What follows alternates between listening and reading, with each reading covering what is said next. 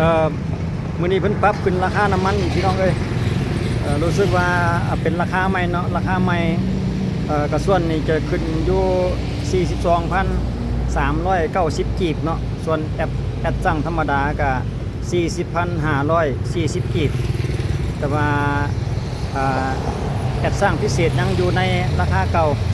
41,210กีบสำหรับราคาน้ำมันปรับขึ้นมื้อนี้อีกวันที่24เดือนมีนาปี2026พี่น้องเอ้ยแต่ว่า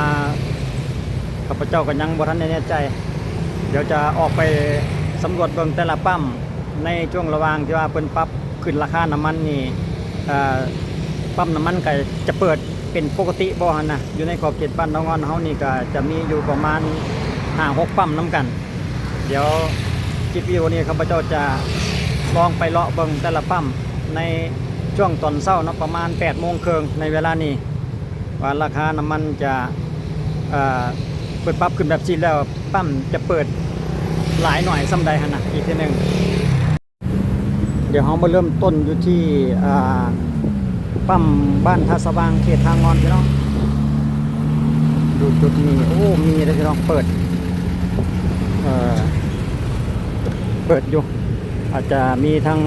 แอดสั่งและกระส่วนน้ำกันเนาะเพราะว่าเห็นสังเกตจะมีรถจักรและรถใหญ่ในช่วงเวลา8:30นเปิดปกติหลังจากที่ปั๊มนี้เพิ่นก็ปิดมาหลายมื้อแล้วสำหรับปั๊มนี้นะแต่ว่ามามื้อนี้เปิดพี่น้องเลยหลังจากที่ว่าเพิ่นแจ้งปรับราคาน้ำมันขึ้นแล้วก็เห็นเปิดอย่างหลวงหลายว่าซั่นต่อไปรู้สึกว่าจะเห็นรถต่อแถวกันยาวอยู่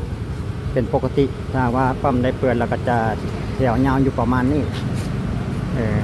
มีครบหมดพี่น้องเลยทั้งแอดสั่งและก็ส่วนหลังจากนี้เขาจะไปต่อกันอยู่ที่ปั๊มเขตบ้านทางงอนอยู่ทางแถวตลาดวงเฮียนอีกทีหนึ่งเนาะก็สไตล์เก่าฮันละว่ายาวเหยียดคือกันสำหรับรถน้อยและรถใหญ่ส่วนปั๊มอยู่เขตทางงอนโอ้ปั๊มปิดพี่น้องเลยอยู่ทางเข้าโรงเรียนสงสัยบ่มีน้ำมันมาลงใส่ปั๊มนั่นเองเนาะน้ำมันหมดประมาณนั้นถ้าว่าเพิ่นมีน้ำมันเพิ่นต้องเปิดแหละเพราะว่าเพิ่นแจ้งปรับขึ้นราคาน้ำมันแล้วเด้แต่ว่าทางปั๊มเพิ่นกับปิดแสดงว่าน้ำมันหมดนั่นเองเนาะ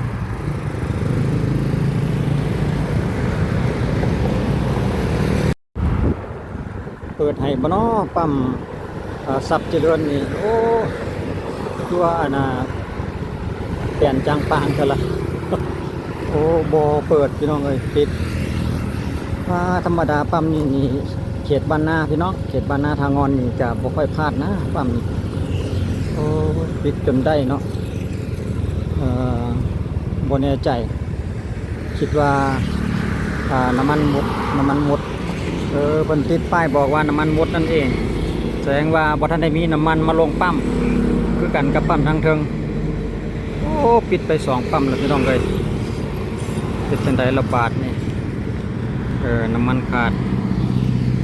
ดปั๊มถ้าว่ามีน้ำมันคิดว่าเพิ่นน่าจะเปิดอยู่เพราะว่าเพิ่นแจ้งปรับขึ้นราคาน้ำมันกันแล้วเนาะ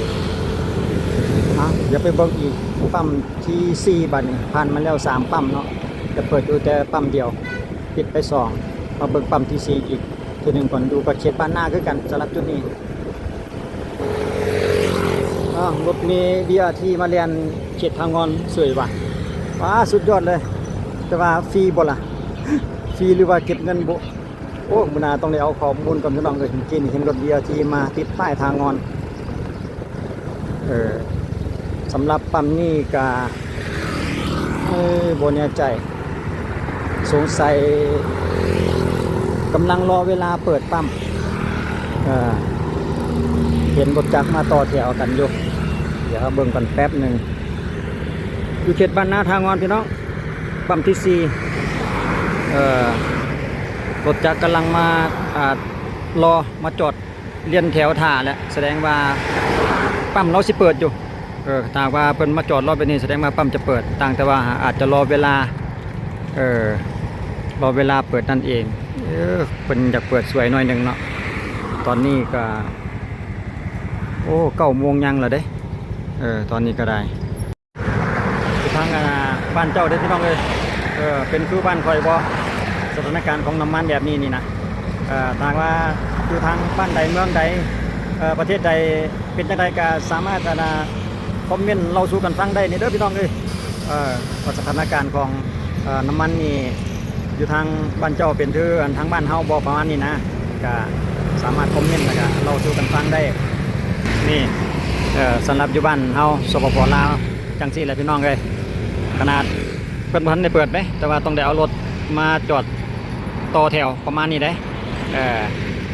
รถจักรเต็มเลยปั๊มนี่แสดงว่าอาจจะมีเกี่ยวกับส่วนอาจจะบ่มีประมาณนี้แหละ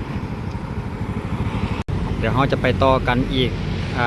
ปั๊มที่5อยู่เขตบ้านนนท์บ่อแก้วบาทนี่ฟังนึกหน้าไปแหละเบื้องกำขวามือคือกันสลับเขตบ้านนนท์บ่อแก้วเนาะเดี๋ยวมาลุ้นปั๊มที่5โอ้ปิดเรียบร้อยพี่น้องเอ้ยปั๊มที่5สาขาปั๊มโชคเจริญปิดพี่น้องเอ้ยแสดงว่าน้ำมันหมดนั่นเองเนาะจุดนี้ก็อยู่เขตบ้านนนท์บ่อแก้วพี่น้องเอ้ยบ้านนนท์บ่อแก้วเขตทองงอนคือกันเนาะ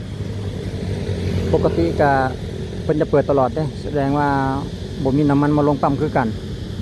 สำหรับเขตบ้านนนท์บ่อแก้วเมืองไซธานีนครหลวงเวียงจันทน์เฮาเนี่ยแหละพี่น้องเอ้ยไปต่อกันอยู่ที่ปั๊มที่6 บาทนี่อยู่เขตบ้านโนนสะอาดบ้านโนนสะอาดหรือว่าทางเข้าไปเขตอุดมผลอีกทีนึงเพราะว่ายังเหลืออีก2 ปั๊มแสดงว่ามี5แล้วเนาะ6 7ทั้งหมดจะมี7 ปั๊มเดี๋ยวไปเบิ่งอีกปั๊มที่6กันถ้าเพิ่นจะเปิดบ่จะมีน้ำมันมาลงปั๊มบ่รถจะยังหลายเลยพี่น้องเอ้ยขนาดว่าสถานการณ์ของน้ำมันหายากเนาะน้ำมันขาดแคลนนี่ก็ยังก็คือว่าหั่นแหละเพราะว่าเพิ่นก็แต่ละคนก็จำเป็นด้วยเนาะต้องได้ไปเรียกไปการก็ต้องได้ดิ้นรนหาเพราะว่าจิตต่อแถวหรือว่าซื้อที่ว่าเขาใส่กระตุกน้อยๆแคมทางหั่นน่ะก็มีคือกันเด้แต่ว่าราคาอาจจะแพงกว่าปั๊มหลายเป็นเครื่องนึงพุ่นละว่าเดี๋ยวเขาจะใส่กระตุกแดงๆนี่คือลักษณะนี้เนาะเขาจะตั้งโชว์แบบนี้แสดงว่าเขาจะมีน้ำมันเดี๋ยวเอามาลุ้นปั๊มที่6 บาทนี่ได้เปิดหรือบ่เปิดรู้สึกว่าจะเห็นไฟแดงอยู่ได้พี่น้องแต่บ่แน่ใจว่าแอดสั่งนี่จะมีบ่เนาะเดี๋ยวเขาไปเบิ่งก่อนถ้าหากว่ามีนี่ก็ดีแหละโอ้คิดว่าน่าจะมีแต่กระส่วนก็เห็นรถเป็นเรียนไก่ไปอยู่นะรถจักรนะคิดว่าแอดสร้างหันมดเนาะมีแต่กระส่วนแท้แต่ออกมาทางนี้บางก่อนแอดสร้างมดพี่น้องเอ้ยรถจักรเรียนไก่ไปหลายคันแล้วบางปั๊มก็จะเป็นลักษณะนี้แหละพี่น้องเอ้ยบางเทื่อก็แอดสั่งขาดบ่จิกระส่วนขาดบ่ประมาณนี้นะ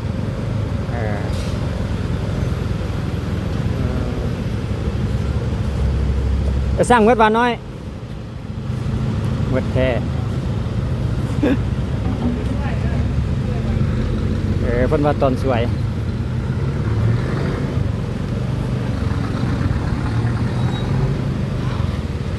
ตอนสวยประมาณจักโมงช่วยว่ะบนเนี่ยใจบางทีอาจจะตัดมือหม่งเปิดคนกำลังรถน้ำมันโอ้น้ำมันกำลังมาอยู่บ่มีแต่กระส่วนเนาะตอนนี้ยังใช้เชื่อมมีแต่กระส่วนในมีฮอดเบิดมือบ่เบิดมือเนาะบางเจ้าเจียวโอเคขอบใจเพิ่นว่าตอนสวยประมาณช่วงบ่ายแล้วไปน้ำมันแอดสั่งจังสิเข้ามาว่าซั่นเด้มีแต่กระส่วนปั๊มที่6มีตอบสนองแต่ว่ามีเฉพาะกระส่วนพี่น้องสรุปแล้วมีแต่กระส่วนจะสั่งช่วงบ่ายว่าซั่นเด้ เอาเดี๋ยวเขาจะไปต่อกันปั๊มที่7อยู่ทางเข้าไปบ้านอุดมพลส่วนปั๊มที่ว่าเข้าไปทางอุดมพลนี่พี่น้องเลยแต่ได้คลิปที่ข้าพเจ้าลงนะแต่ละมือนะจะบ่ท่านได้เห็นเพิ่นเปิดจากมือเด้เดี๋ยวไปเบิ่งกันมื้อนี้เพิ่นจะเปิดบ่หรือบ่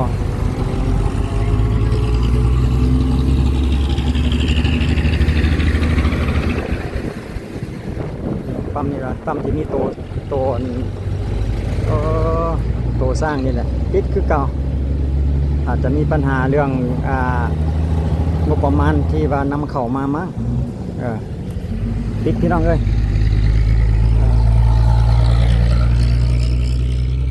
แหละตั้งแต่ตำยิดหมดแหละตั้งแต่